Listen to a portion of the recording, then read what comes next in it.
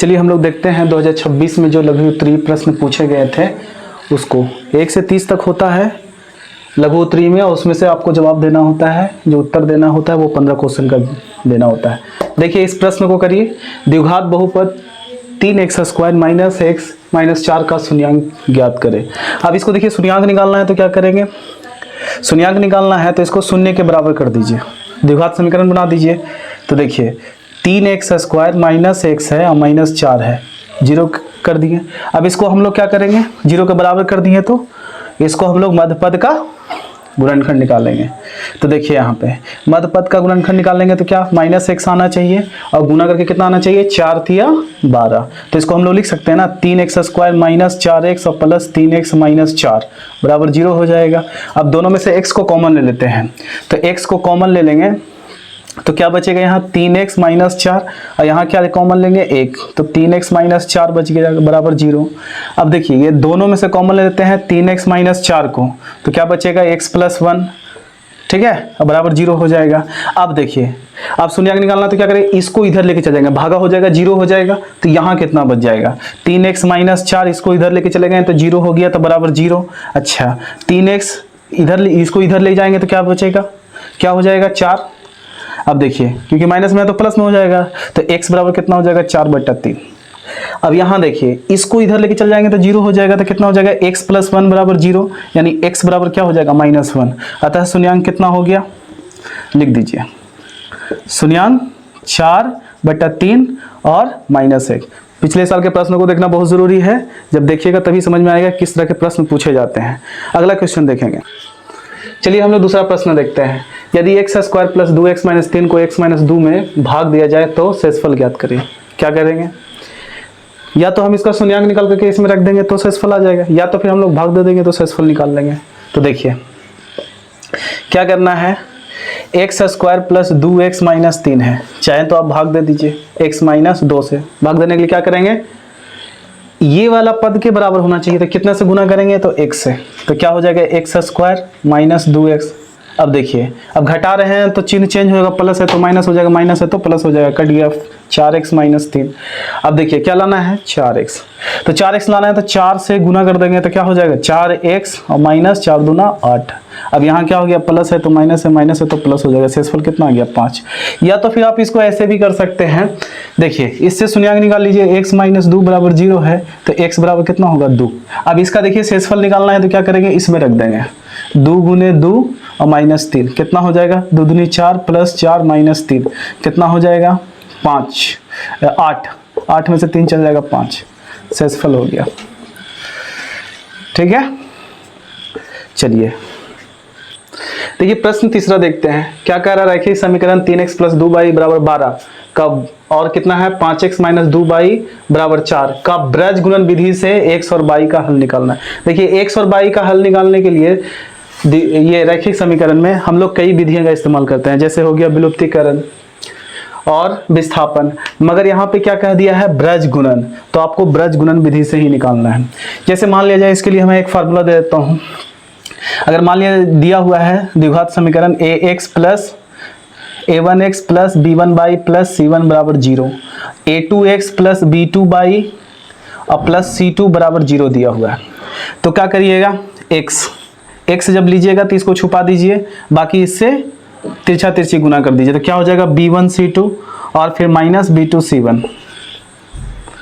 अब यहाँ पर क्या करिए, y को माइनस लीजिए, y को छुपा दीजिए, a1 c2 तिरछा तिरछी गुना और a2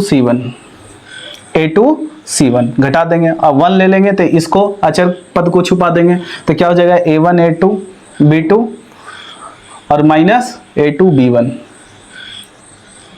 इस फार्मूला का इस्तेमाल करके चलिए इसको हम लोग निकालते हैं ब्रज गुणन विधि द्वारा हल। तो क्या करना है, पहले इसको लिखते हैं 3x प्लस 2y, 12 को इधर ला जाएंगे बराबर 0 हो जाएगा। अब देखिए ये कितना है 5x माइनस 2y माइनस 4 बराबर 0 हो जाएगा। अब देखिए लिखते हैं x लिए तो x को छुपा देते हैं, 4 दूनी माइनस 8 हो गया, ये कितना हो जाएगा 12 दूनी माइनस 24। अब देख लीजिए अगर माइनस y लेते हैं तो y को छुपा देंगे तो कितना होगा 4 तिहाई माइनस 12 और 12 पचे माइनस 60। अब कितना हो जाएगा, इसको 1 ले लेते हैं तो इसको छुपा देंगे तो कितना हो जाएगा 3 दूना माइनस 6 और 5 दूना कितना हो जाएगा 10। अब देख लीजिए, इसको हल करते हैं तो x बेटा कितना हो जाएगा -32, और ये कितना हो जाएगा -22, और -12, ये कितना हो जाएगा +60, और ये कितना हो जाएगा तो 1 बेटा -16। अब देखिए क्या करेंगे, x बेटा कितना हो गया -32, इसको अगर घटाएंगे तो कितना बचेगा 48, और ये 1 बेटा -16 हो जाएगा। अब क्या करना है, देखिए मान लीजिए ये 1 है, ये 2 है, ये 3 है, तो क्या करेंगे 1 और 3 को लेंगे तो x का मान निकल जाएगा, 2 और 3 को लेंगे तो y का मान निकल जाएगा। तो देखिए 1 और 3 से क्या हो जाएगा, यहाँ पर दिया हुआ है x बेटा -32 और ये दिया हुआ है 1 बेटा -16, तिरछा तिरछी गुना कर दीजिए तो -16 x बराबर -32, या x बराबर कितना हो जाएगा 16 दूना 32, x का मान निकल गया। y का मान निकालने के लिए 2 और 3 से चलेंगे तो देखिए यहाँ पे -22 बेटा कितना है 48, और ये 1 बेटा कितना है -16, तिरछा तिरछी गुना करेंगे तो कितना हो जाएगा -16 हो जाएगा, और बराबर 48, यानी y बराबर कितना हो जाएगा 16 3 48, यानी x बराबर 2 और y बराबर 3। इसका हल हो गया। सबसे आसान विधि है ये। अगला प्रश्न, चलिए प्रश्न चौथा देखते हैं हम लोग। किसी समकोण त्रिभुज की परिमिति 40 सेंटीमीटर है, इसका कर्ण 17 सेंटीमीटर है, वहाँ अन्य दो भुजाओं का अंतर 7 सेंटीमीटर। तो भुजाएं याद करिए। क्या कह रहा है, समकोण त्रिभुज है, समकोण त्रिभुज है। अब इसका कर्ण कितना दिया हुआ है 17 सेंटीमीटर, 17 सेंटीमीटर। अब दो भुजाएं जो बचा उसका अंतर कितना है 7, तो x और x + 7 अंतर हो गया। अब देखिए मान लीजिए कि त्रिभुज ABC है।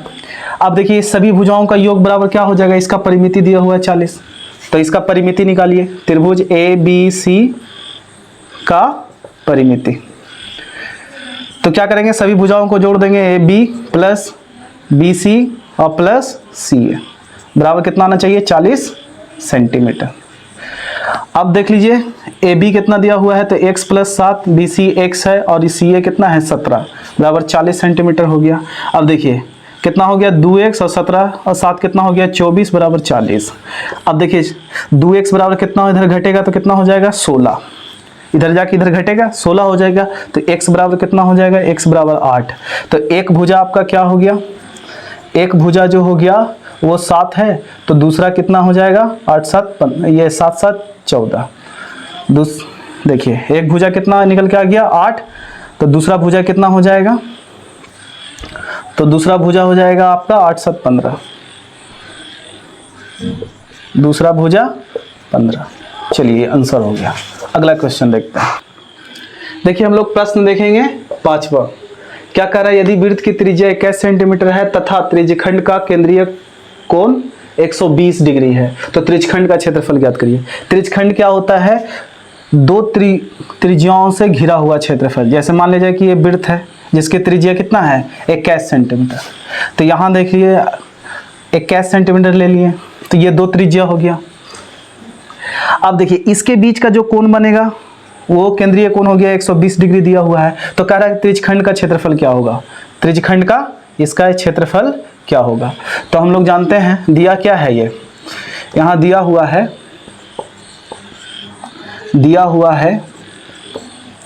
त्रिज्या कितना है, त्रिज्या r बराबर दिया हुआ है 21 सेंटीमीटर। चलिए तो त्रिज्यखंड का क्षेत्रफल क्या होता है लिख दीजिए। त्रिज्यखंड का क्षेत्रफल क्या होता है, थीटा बटा 360 डिग्री गुने पाई r²। थीटा क्या होता है, दोनों त्रिज्याओं के बीच का ही कोण होता है, यानी जिसको केंद्रीय कोण कहते हैं। 120 दिया हुआ है तो 120 बटा कितना हो जाएगा 360 डिग्री गुने 22/7। अब देखिए और त्रिज्या कितना दिया हुआ है 21, तो 21 का स्क्वायर हो जाएगा।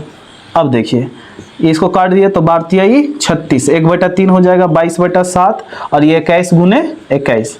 देखिए 7 तिया 21 से 21 कट गया तो 21 दूना 42 कि 2 और 21 दूना 42 और 2 कितना हो जाएगा 44। तो ये इतना सेंटीमीटर स्क्वायर यानी 482 सेंटीमीटर स्क्वायर इसका आंसर हो गया।